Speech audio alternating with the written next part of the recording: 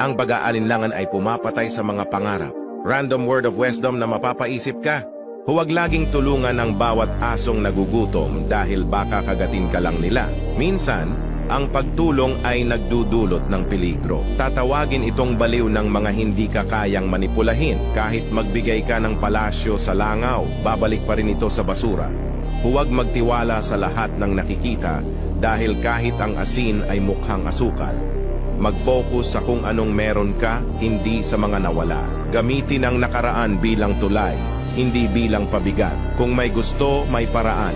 Habang hindi nakakapagsulat ang leon, ang kwento ay laging pabor sa mga ngaso. Gumanti sa pamamagitan ng tagumpay at patayin ang katahimikan. Higit sa lahat, madalas nakikita ng tao ang mga pagkakamali mo, hindi ang mga nagawa mo para sa kanila. Magbigay ng hindi naaalala at tumanggap ng hindi nakakalimot.